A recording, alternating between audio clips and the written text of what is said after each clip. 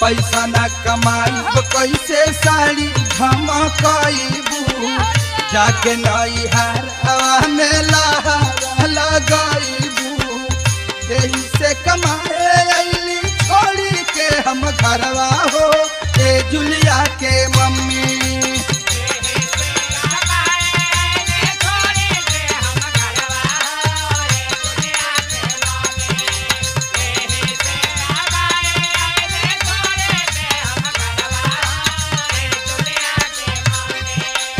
यही से कमाए अली छोड़ के हम घरवा हो ए जुलिया के मम्मी ए जुलिया के मम्मी।